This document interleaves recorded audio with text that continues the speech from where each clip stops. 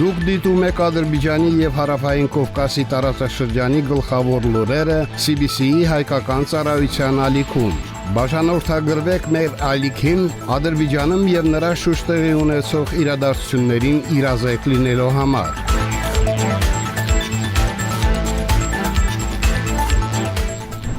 Այսօր ապրիլի 22-ն է։ Օրվա կարևոր լուրերը CBC-ի հայկական ծառայության եթերում։ Ադրբեջան-Լատվիա հարաբերություններն ընդլայնվում են։ Իռլանդիա-Ադրբեջան միջխորհրդարանական կապերը զարգանում են։ Քննարկվել են Ադրբեջան-Եվրամիություն հարաբերությունների զարգացման հեռանկարները։ Ապրիլի 22-ին տեղի ունեցել Ադրբեջանի Հանրապետության նախագահ Իլհամ Ալիևի եւ Լատվիայի Հանրապետության նախագահ Էդգարս Ռինկևիչի միջև դեմ այնուհետև ընդլայնված կազմով հանդիպումը։ Նախագահ Իլհամ Ալիևի եւ Լատվիայի Հանրապետության նախագահ Էդգարս Ռինկևիչի մասնակցությամբ կայացել է Ադրբեջանի եւ Լատվիայի միջև ստորագրված փաստաթղթերի փոխանակման արարողություն։ Ադրբեջանի եւ Լատվիայի նախագահները հանդես են եկել մամուլի համար հայտարարություններով։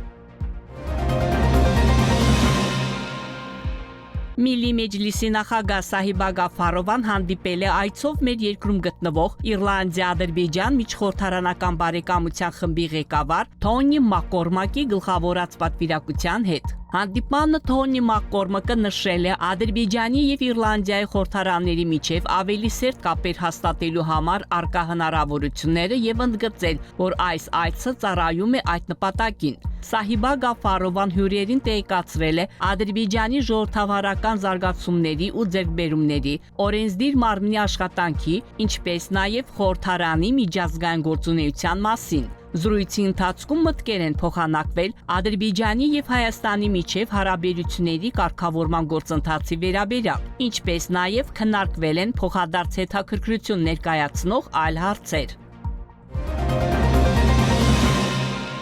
Ադրբեջանը մեծ նշանակություն է տալիս շրջակա միջավայրի պաշտպանության եւ կլիմայի փոփոխության դեմ պայքարի հարցերին, դրանք համարելով ազգային եւ միջազգային կայուն զարգացման օրակարգի անբաժանելի մասը։ Այս մասին ասել է վարչապետ Ալի Ասադովը Ղազախստանի մայրաքաղաք Աստանայում կայացած տարածաշրջանային էկոլոգիական գագաթնաժողովի իր ելույթի ժամանակ։ Նրա խոսքով այս համատեքստում ՄԱԿ-ի կլիմայական համաժողովի COP29-ի Բաքվում անցկացումը մեր երկրի ամենակարևոր ներդրումն էր գլոբալ կլիմայական օրակարգի հիմնական հարցերի շուրջ միջազգային ջանքերի համախմբման գործում։ Մենք վստահ ենք, որ ընթացիկ տարվա մայիսին Բաքվում կայանալիք 13-րդ համաշխարհային քաղաքային ֆորումի արդյունքները նույնպես կծառայեն գործնական նախաձեռնությունների զարգացմանը եւ շրջակա միջավայրի պաշտպանության ոլորտում տարածաշրջանային համագործակցության ամրապնդմանը։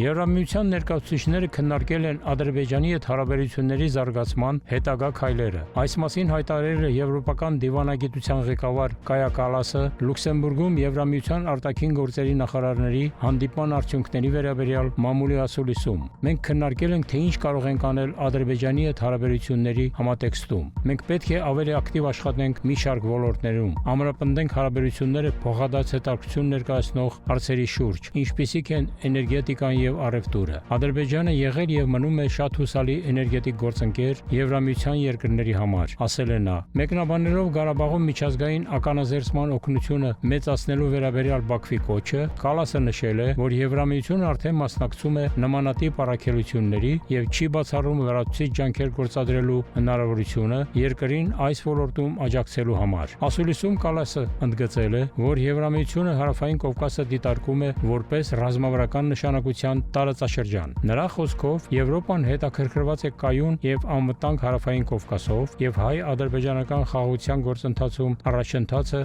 իրական հնարավորություն է ներկայացնում ամբողջ տարածաշրջանի համար։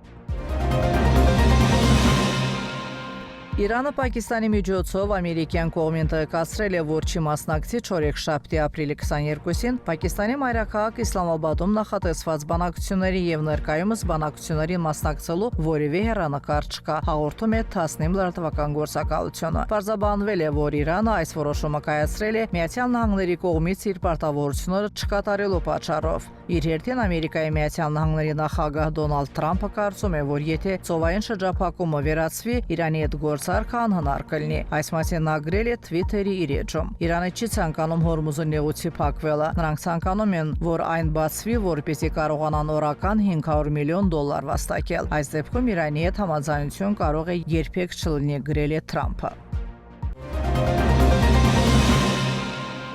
Իտալիայի Լոմբարդիա մարզի Բերգամո նահանգում գտնվող Մոնտե դի Նեզե գյուղում հարգել են 1945 թվականի ապրիլին նացիստների կողմից սպանված 120 ադրբեջանցիների հիշատակը։ Այս մասին ասված է Իտալիայում Ադրբեջանի դեսպանատան հաղորդագրության մեջ։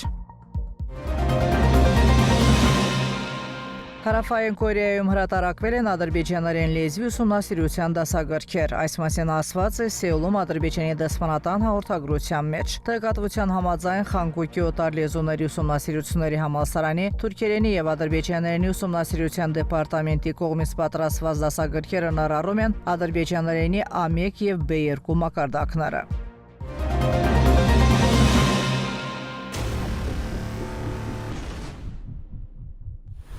Մեր ալիքի տեղեկատվական գործընկերն է Երևան տեղեկատվական վերլուծական կենտրոնը։ Ադրբեջանցի եւ արտասահմանյան հեղինակների արդի վերլուծական նյութեր, հարցազրույցներ եւ հրապարակումներ, տարածաշրջանի պատմության, այսօրվա իրողությունների, ինչպես նաեւ ազգամիջյան ակամարտությունների պատճառների եւ հետևանքների վերաբերյալ։ Բոլոր այս նյութերին դուք կարող եք ծանոթանալ այցելելով կենտրոնի Երևան.com կայքի Facebook-յան էջը։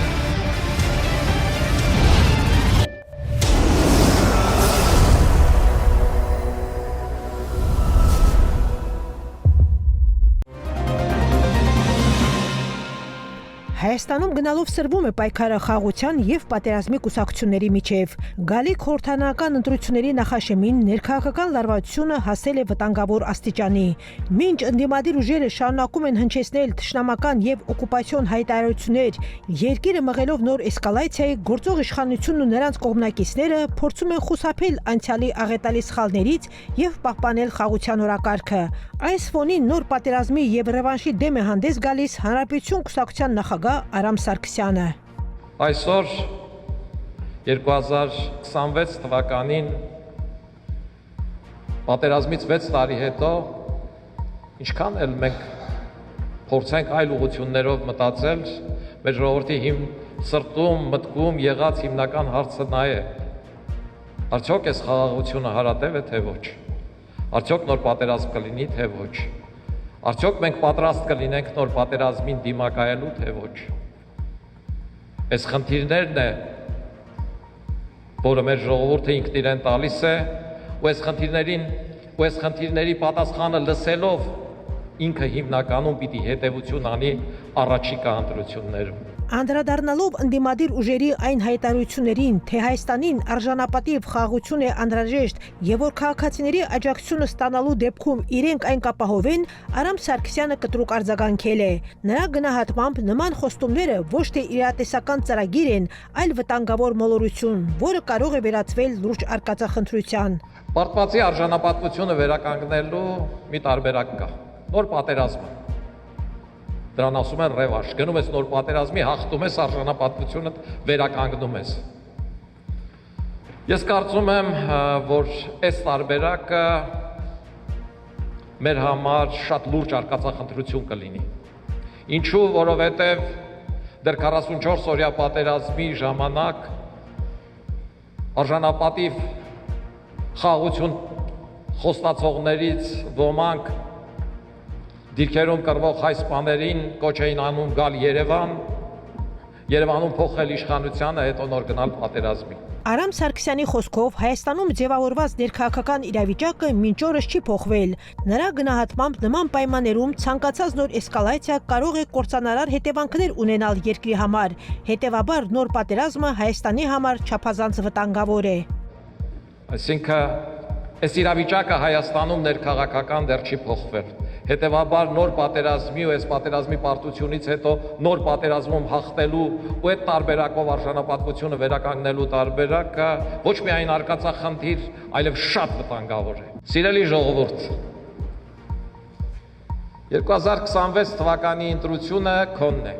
դու պիտի ընտրես։ Բարեբախտաբար այս ընտրություններում նախկինի նման քվեատուպեր չեն գողանում, կարուսելներ չեն իրականացնում, ճնշումներ չեն գործադրում։ Դու քո քվեով որոշելու ես, թե Հայաստանը որտեղ է լինելու։ Արամ Սարգսյանի խոսքերից պարզ է դառնում, որ Հայաստանում կան խելամիտ քաղաքական գործիչներ, ովքեր հստակ գիտակցում են նոր պատերազմը կարող է ճակատագրական լինել երկրի համար։ Նրանց գնահատմամբ միակ իրական այլընտրանքը խաղաղությունն է, ինչպես Ադրբեջանի, այնպես էլ Թուրքիայի հետ։ Դուք դիտեցիք օրվա գլխավոր լուրերը CBC-ի հայկական ծառայության ալիքում։ Բաժանորդագրվեք մեր ալիքին, հավանեք եւ մեկնաբանեք, որպեսզի մեր լուրերը ավելի շատ մարդ կարողանա դիտել։